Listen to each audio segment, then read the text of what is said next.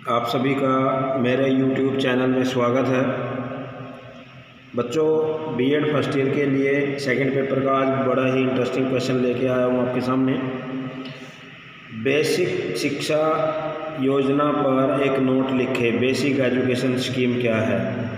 Basic education scheme है प्राथमिक शिक्षा, और ये है 7 से 14 वर्ष के बच्चों को निःशुल्क शिक्षा देना। बेसिक शिक्षा के अंतर्गत आता है और अनिवार्य है। 7 से 14 वर्ष के बच्चों को अनिवार्य रूप से निःशुल्क शिक्षा देना बेसिक शिक्षा के अंदर आता है, जिसका माध्यम मातृभाषा होना चाहिए। माध्यम कौन सा होना चाहिए बच्चों? मातृभाषा होना चाहिए। और ये जो शिक्षा है किसी शिल्प के माध्यम से दी जाए, किसी शिल्प के माध्यम से दी जाए। कताई, बुनाई, कृषि, लकड़ी का काम, कपड़े की रंगाई, और उसके साथ में भूगोल, विज्ञान और गणित। अब जैसे मान लो किसी बच्चे को हम कताई, बुनाई, कढ़ाई या लकड़ी का काम सिखाते हैं, तो उसके साथ में भूगोल और गणित और विज्ञान की शिक्षा का संबंध बना के शिक्षा दी जाए। कैसे? मान लो बच्चे को बोलना है अपने कच्चा माल कहाँ से लेना है। जैसे लकड़ी का काम है, लकड़ी का काम कच्चा माल लिया। कच्चा माल लेने के बाद में आप उसको कच्चा माल और फिर माल तैयार करना, तैयार माल का फिर कच्चे माल और तैयार माल में कितना डिफरेंस आया, कितना पैसा लगा, वो गणित के अंदर हिसाब आ जाएगा।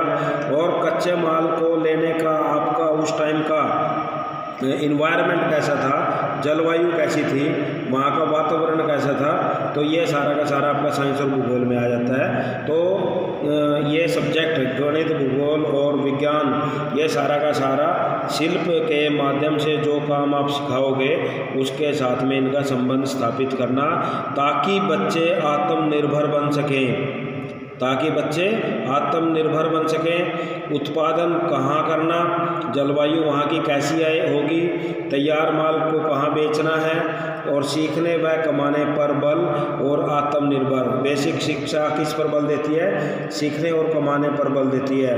बच्चों को स्वावलंबी बनाना, करके सीखने पर बल देना, और एक अच्छा आदर्श नागरिक बनाना बेसिक शिक्षा के अंतर्गत आता है बच्चों। और जिससे बच्चे का मन अच्छा रहे, मस्तिष्क अच्छा रहे और एक अच्छा चरित्र निर्माण हो।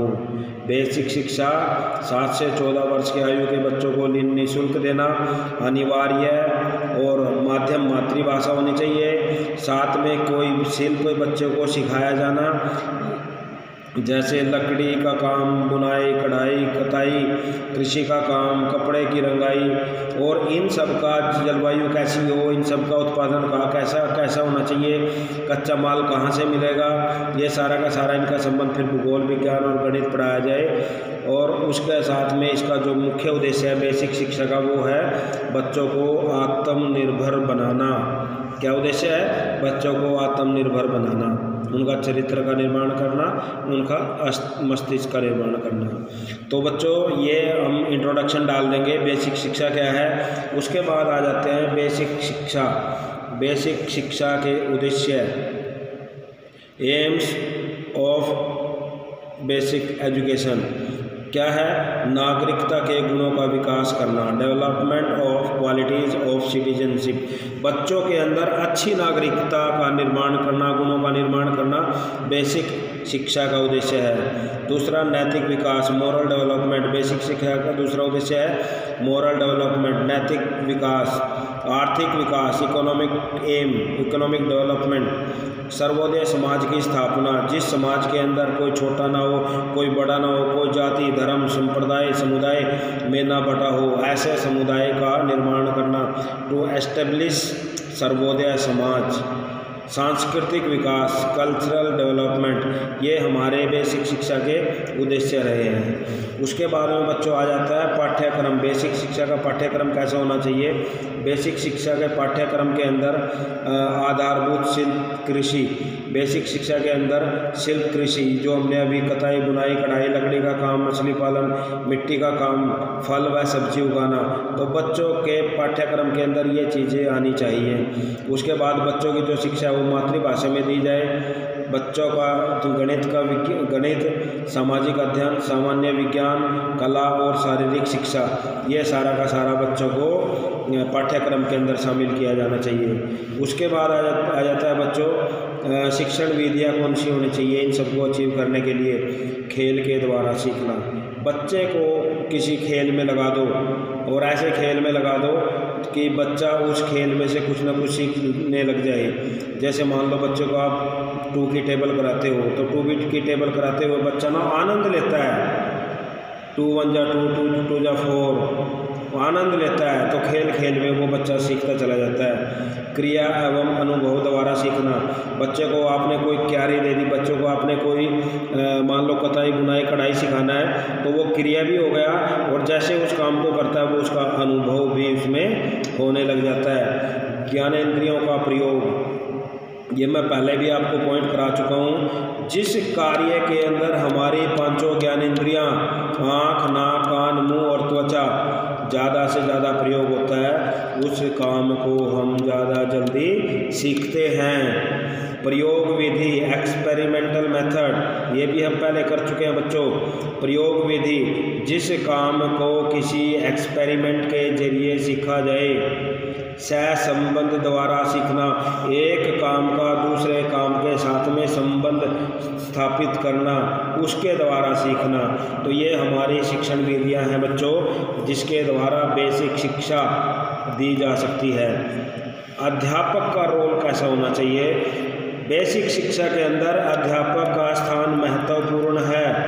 बेसिक शिक्षा इस बात पर बल देती है कि महिला अध्यापकों की नियुक्ति ज़्यादा से ज़्यादा हो, महिला अध्यापकों की, क्योंकि प्राथमिक शिक्षा महिला अध्यापिकाएं ज़्यादा अच्छी तरह से दे सकती हैं। महिला अध्यापिकाएं, क्योंकि छोटा बच्चा होता है वो महिलाओं के संपर्क में जल्दी आता है बच्चों। अनुशासन, दंड नहीं देना किसी भी बच्चे को, प्रेम पूर्वक उनको समझाना और स्वयं अनुशासन, स्व अनुशासन, सेल्फ डिसिप्लिन। तो ये आ जाता है बच्चों अनुशासन कैसा होना चाहिए उनके लिए। उसके बाद आ जाता है बच्चों बेसिक शिक्षा का मूल्यांकन, उसके मेरिट्स या फेवर में कौन कौन क्या क्या बात करता है। उपयुक्त उद्देश्य,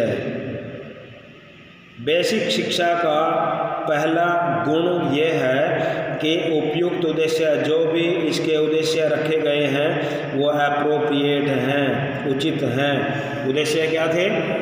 नागरिकता के गुणों का विकास, कोई भी एक उद्देश्य ये नहीं है जो गलत है।